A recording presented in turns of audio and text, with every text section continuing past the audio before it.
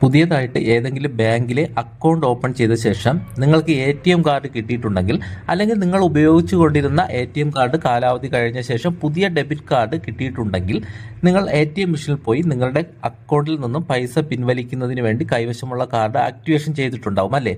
പക്ഷേ ഇത്തരത്തിൽ നിങ്ങൾ ആക്ടിവേഷൻ ചെയ്ത് കഴിഞ്ഞാലും നിങ്ങൾക്ക് നിങ്ങളുടെ കൈവശമുള്ള ഡെബിറ്റ് കാർഡ് ഉപയോഗിച്ച് മെഷീനിൽ നിന്നും ചെറിയ എമൗണ്ട് മാത്രമേ ഒരു തവണ പിൻവലിക്കാൻ സാധിക്കുകയുള്ളൂ. അതുപോലെ ഇന്റർനാഷണൽ ട്രാൻസാക്ഷൻ ഒന്നും കാർഡ് ഉപയോഗിച്ച് ചെയ്യാൻ സാധിക്കുന്നില്ല. ഗൂഗിൾ പേ പോലുള്ള ആപ്പുകളിൽ ലിങ്ക് ചെയ്യാനാവുന്നില്ല. ഓൺലൈനായിട്ട് സാധനങ്ങൾ വാങ്ങിയതിന് ശേഷം കാർഡ് ഡീറ്റെയിൽസ് കൊടുക്കുമ്പോൾ കാർഡ് വാലിഡ് അല്ല എന്ന് കാണിക്കുന്നു. പെട്രോൾ പമ്പിലും സൂപ്പർ മാർക്കറ്റിലും പോയി കാർഡ് സ്വൈപ്പ് ചെയ്യുമ്പോൾ പൈസ പിൻവലിക്കാൻ പറ്റുന്നില്ല. ഇങ്ങനെ എന്തെങ്കിലും ഒരു പ്രശ്നം നിങ്ങളുടെ ഡെബിറ്റ് കാർഡ് ആക്ടിവേഷൻ ചെയ്തതിന് ശേഷവും ഉണ്ടെങ്കിൽ നിങ്ങൾ പേടിക്കേണ്ട കാര്യമൊന്നുമില്ല. അത് നിങ്ങളുടെ ബാങ്ക് അക്കൗണ്ടിലുള്ള പൈസ കാർഡ് വഴിയുള്ള തട്ടിപ്പുകളിൽ നിന്നും സംരക്ഷിക്കുന്നതിന് വേണ്ടി കാർഡ് ലഭിക്കുമ്പോൾ ബാങ്ക് ലോക്ക് ചെയ്ത് വച്ചിട്ടുള്ളതാണ്. മുൻപ് ലഭിച്ചിട്ടുള്ള കാർഡുകൾക്ക് ഈ പ്രശ്നം വന്നിട്ടുണ്ടാവില്ല. എന്നാൽ ഇപ്പോൾ ലഭിക്കുന്ന ഡെബിറ്റ് കാർഡുകൾക്കാണ് ഈ പ്രശ്നം ഉള്ളത്. അപ്പോൾ നിങ്ങൾ ചെയ്യേണ്ടത്, നിങ്ങളുടെ ബാങ്കിന്റെ മൊബൈൽ ആപ്പിൽ ട്രാൻസാക്ഷൻ കൺട്രോൾ ഉപയോഗിച്ച് നിങ്ങളുടെ ഡെബിറ്റ് കാർഡ് ട്രാൻസാക്ഷൻ എനേബിൾ ചെയ്യാൻ സാധിക്കും.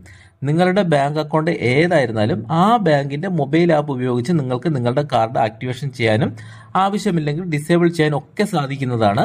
ഈ വീഡിയോയിൽ കാണിക്കാൻ പോകുന്നത് SBI അക്കൗണ്ട് ഉള്ളവർക്ക് SBIയുടെ ഡെബിറ്റ് കാർഡ് നിങ്ങളുടെ കൈവശമുണ്ടെങ്കിൽ ഇന്റർനാഷണൽ ട്രാൻസാക്ഷൻ, അതുപോലെ കൊമേഴ്സ് വെബ്സൈറ്റുകളിൽ നിന്നും സാധനങ്ങൾ വാങ്ങിയിട്ട് പേയ്മെന്റ് ചെയ്യാൻ പറ്റുന്നില്ല, കാർഡ് ലിമിറ്റേഷൻ, ഗൂഗിൾ പേ പോലുള്ള ആപ്പുകൾ കാർഡ് ആക്ടിവേഷൻ ചെയ്യാൻ സാധിക്കുന്ന തുടങ്ങിയ പ്രശ്നങ്ങളുണ്ടെങ്കിൽ സ്റ്റേറ്റ് ബാങ്ക് ഓഫ് ഇന്ത്യയിൽ അക്കൗണ്ട് ഉള്ളവർക്ക് SBIയുടെ മൊബൈൽ ബാങ്കിംഗ് ആപ്പായ യോനോ SBI ആപ്പ് ഉപയോഗിച്ച് എങ്ങനെ എനേബിൾ ചെയ്യാൻ സാധിക്കുമെന്നാണ് കാണിക്കുന്നത്. മാത്രമല്ല ട്രാൻസാക്ഷൻ ലിമിറ്റ് കൂട്ടാനും കുറയ്ക്കാനും ഒക്കെ സാധിക്കുന്നതും എങ്ങനെ തുടങ്ങിയ കാര്യങ്ങളെക്കുറിച്ച് ഇവിടെ കാണിക്കാൻ പോകുന്നത്. അപ്പോൾ ഒട്ടും സമയം കളയുന്നില്ല, എങ്ങനെയാണ് യോനോ ആപ്പിനകത്ത് ട്രാൻസാക്ഷൻ കൺട്രോൾ ചെയ്യുന്നതെന്ന് നോക്കാം. ആദ്യം നമ്മൾ ചെയ്യേണ്ടത് നമ്മുടെ ഫോണിൽ ഇൻസ്റ്റാൾ ചെയ്തിട്ടുള്ള യോനോ SBI മൊബൈൽ ആപ്ലിക്കേഷൻ നമ്മൾ ഓപ്പൺ ചെയ്യുക.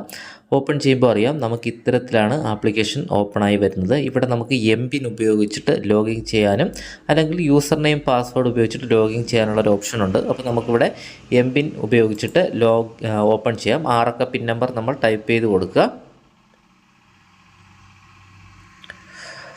അപ്പോൾ ലോഗിൻ ചെയ്ത് കഴിയുമ്പോൾ ഇതുപോലെ ആയിരിക്കും ആപ്ലിക്കേഷൻ്റെ മെയിൻ ഇൻ്റർഫേസ് വരുന്നത്. ഇവിടെ നമുക്ക് ഈ കാർഡ് എന്ന് പറഞ്ഞ ഓപ്ഷൻ അല്ല നമ്മൾ ഉപയോഗിക്കേണ്ടത്. ഇവിടെ ഏറ്റവും താഴെ കണ്ടോ സർവീസ് റിക്വസ്റ്റ്, ഏറ്റവും താഴെ ഇടത് സൈഡ് സർവീസ് റിക്വസ്റ്റ് എന്ന് പറഞ്ഞൊരു ഓപ്ഷൻ കണ്ടോ, അതിലൊന്ന് ക്ലിക്ക് ചെയ്ത് കൊടുക്കുക. ക്ലിക്ക് ചെയ്ത് കൊടുക്കുമ്പോൾ ഇതുപോലൊരു ഓപ്ഷൻ വരും. ഇവിടെ നമുക്ക് വ്യൂ മോർ എന്ന് പറഞ്ഞൊരു ഓപ്ഷൻ ഇവിടെ കാണാം, വലത് സൈഡ് താഴെ വലത് സൈഡായിട്ട് വ്യൂ മോർ. അപ്പോൾ നമ്മൾ അതിലൊന്ന് ക്ലിക്ക് ചെയ്ത് കൊടുക്കുക. ക്ലിക്ക് ചെയ്ത് കൊടുക്കുമ്പോൾ ഇത്തരത്തിലൊരു വിൻഡോ തുറന്നു വരും, ഒരു പേജ് വരും. ഇവിടെ നമുക്ക് ഡെബിറ്റ് കാർഡ് എന്ന് പറഞ്ഞിട്ടൊരു ഓപ്ഷൻ ഇവിടെ കാണാം, ഡെബിറ്റ് കാർഡ്. അപ്പോൾ അതിൽ നമ്മൾ ക്ലിക്ക് ചെയ്യുക. ക്ലിക്ക് ചെയ്യുമ്പോൾ നമുക്ക് നമ്മുടെ ഇൻ്റർനെറ്റ് ബാങ്കിങ്ങിൻ്റെ പ്രൊഫൈൽ പാസ്വേഡ് നമ്മോട് ചോദിക്കും. അപ്പോൾ നമ്മൾ ഇൻ്റർനെറ്റ് ബാങ്കിങ്ങിൻ്റെ പ്രൊഫൈൽ പാസ്വേഡ് നമ്മൾ ടൈപ്പ് ചെയ്ത് കൊടുക്കുക. അപ്പോൾ ഇനി നിങ്ങൾക്ക് ഇൻ്റർനെറ്റ് ബാങ്കിങ് പ്രൊഫൈൽ പാസ്വേഡ് അറിയില്ല എങ്കിൽ നിങ്ങൾക്ക് ഫർഗോട്ട് പ്രൊഫൈൽ പാസ്വേഡ് എന്ന് പറഞ്ഞ ഓപ്ഷൻ ഉപയോഗിച്ചിട്ട് പിൻ നമ്പർ കാർഡിലുള്ള നമ്പർ ഉപയോഗിച്ച് നിങ്ങൾക്ക് റീസെറ്റ് ചെയ്യാം. അതെങ്ങനെയെന്നുള്ള വീഡിയോ നമ്മുടെ ചാനലിൽ അപ്ലോഡ് ചെയ്തിട്ടുണ്ട്. അതിൻ്റെ ലിങ്ക് ഞാൻ ഈ വീഡിയോയുടെ ഡിസ്ക്രിപ്ഷനിൽ കൊടുത്തിരിക്കാം. നിങ്ങൾ വേണമെങ്കിൽ അത് നോക്കിയിട്ട് റീസെറ്റ് ചെയ്യുക, ഈ പ്രൊഫൈൽ പാസ്വേഡ് മറന്നുപോയിട്ടുണ്ടെങ്കിൽ. അപ്പോൾ ഇല്ല എങ്കിൽ നിങ്ങൾ അറിയാമെങ്കിൽ ഇവിടെ പ്രൊഫൈൽ പാസ്വേഡ് നിങ്ങളവിടെ ടൈപ്പ് ചെയ്ത് കൊടുക്കുക.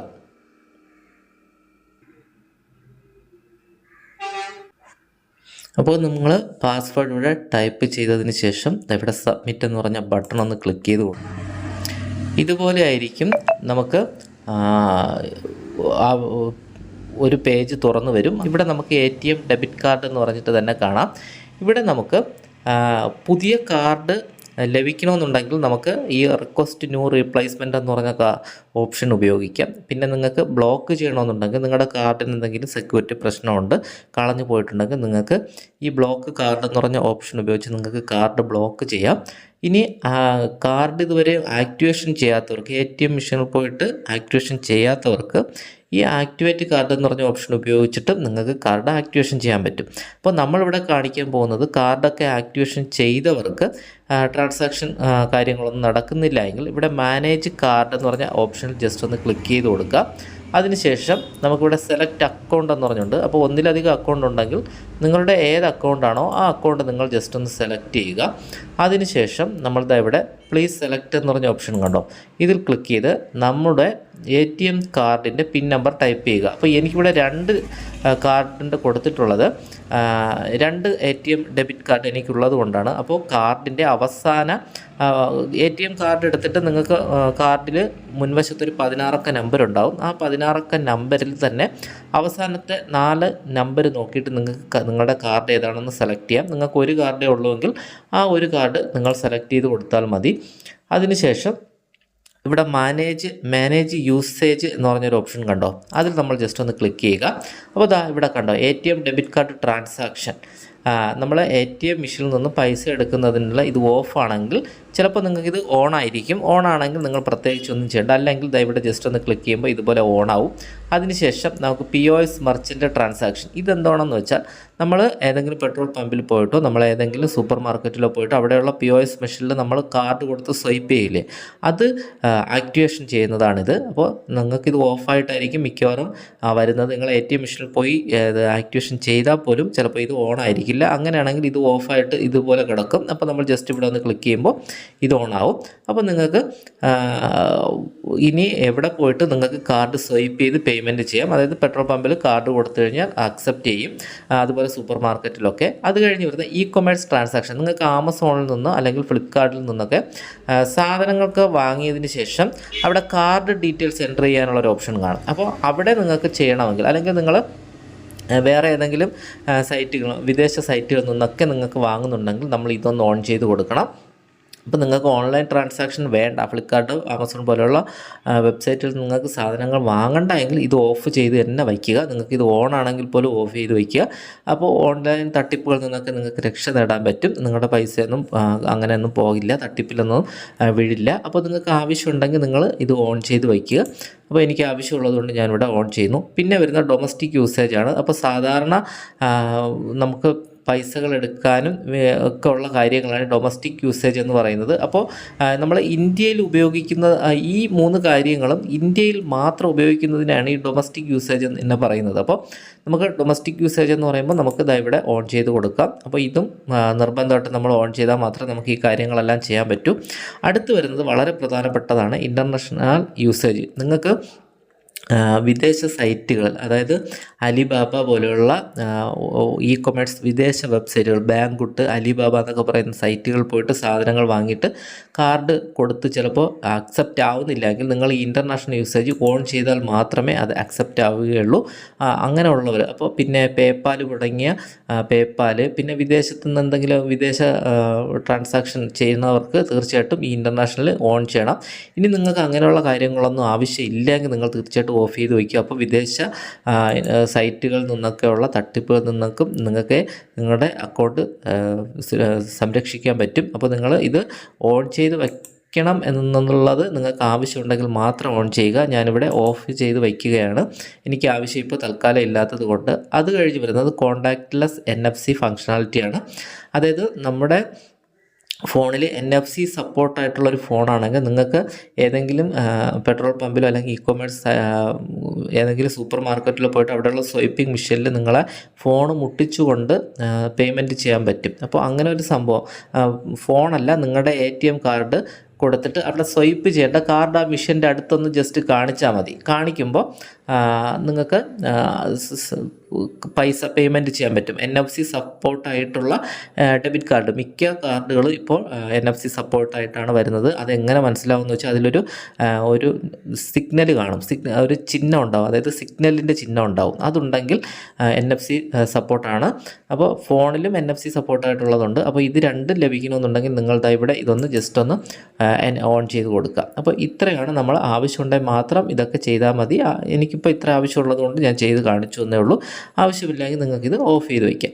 അത് കഴിഞ്ഞ് മാനേജ് ലിമിറ്റ് എന്ന് പറഞ്ഞൊരു ഓപ്ഷൻ ഉണ്ട്. അപ്പോൾ നമ്മൾ ജസ്റ്റ് അവിടെ ഒന്ന് ക്ലിക്ക് ചെയ്ത് കഴിഞ്ഞാൽ ഇവിടെ ATM ഡെബിറ്റ് കാർഡ്, അതായത് ATM മെഷീനിൽ നിന്നും പൈസ ഇപ്പോൾ പിൻവലിക്കാൻ പറ്റുന്നത് എനിക്ക് 5000 രൂപയാണ്. അപ്പോൾ ഒറ്റത്തവണ ഇവിടെ 40,000 രൂപ വരെ എനിക്ക് പിൻവലിക്കാനുള്ള ഒരു ഓപ്ഷൻ ഇവിടെ ഉണ്ട്.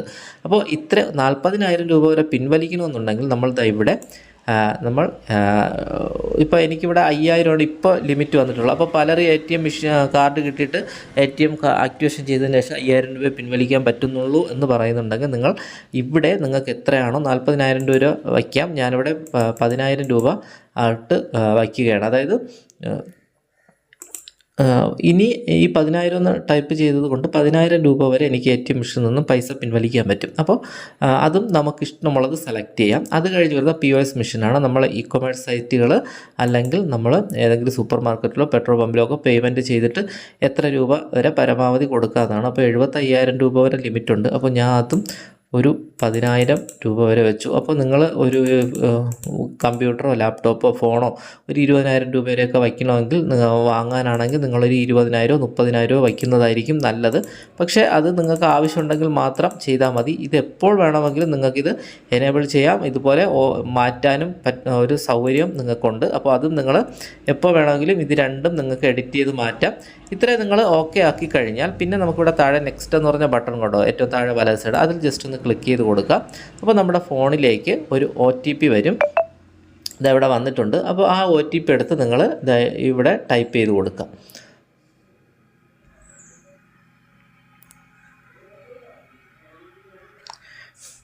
ഈ മെസ്സേജിൽ ഇതാണ് OTP വന്നിട്ടുള്ളത്. അപ്പോൾ നമ്മൾ ഈ OTP ടൈപ്പ് ചെയ്തതിന് ശേഷം ഇവിടെ സബ്മിറ്റ് കൊടുക്കുക. OTP വന്നിട്ടില്ലെങ്കിൽ ഇവിടെ റീസെൻഡ് എന്ന് പറഞ്ഞ ഓപ്ഷൻ ഉപയോഗിക്കാം. അപ്പോൾ ഞാനിവിടെ സബ്മിറ്റ് കൊടുക്കുകയാണ്. സബ്മിറ്റ് കൊടുക്കുമ്പോൾ ജസ്റ്റ് ഒന്ന് വെയിറ്റ് ചെയ്യുക. ഇവിടെ transaction for your card has been accepted എന്ന് പറഞ്ഞ് ഈ ടിക്ക് മാർക്ക് വരും. ഇങ്ങനെ വന്നു കഴിഞ്ഞാൽ നമ്മൾ ചെയ്തതെല്ലാം ഓക്കെ ആയി. ഇനി നമുക്ക് ഇഷ്ടം പോലെ കാർഡ് നമ്മൾ വിചാരിക്കുന്ന രീതിയിൽ കാർഡ് ഉപയോഗിക്കാൻ പറ്റും. ഇനി നിങ്ങൾക്ക് ഇതിലെന്തെങ്കിലും പ്രശ്നം ഉണ്ടെങ്കിൽ നിങ്ങൾക്ക് ഇവിടെ ഈ ടോൾ ഫ്രീ നമ്പറിൽ കസ്റ്റമർ കെയറുമായിട്ട് കോൺടാക്റ്റ് ചെയ്യാനുള്ള ഒരു സൗകര്യവും കൊടുത്തിട്ടുണ്ട്. അപ്പോൾ നിങ്ങൾക്ക് എന്തായാലും ATM കാർഡിൻ്റെ പ്രശ്നങ്ങൾ ഇതുമൂലം സോൾവ് ചെയ്യാൻ പറ്റുന്നതാണെങ്കിൽ നിങ്ങൾ ഇതുപോലെ സോൾവ് ചെയ്യാൻ ശ്രമിക്കുക. അപ്പോൾ നിങ്ങൾക്ക് ഈ വീഡിയോ ഉപകാരപ്പെട്ടുവെങ്കിൽ തീർച്ചയായിട്ടും ഷെയർ ചെയ്യുക. അതുപോലെ നമ്മുടെ ചാനൽ ഇതുവരെ സബ്സ്ക്രൈബ് ചെയ്യാത്തവരാണെങ്കിൽ ഒന്ന് സബ്സ്ക്രൈബ് ചെയ്യുക.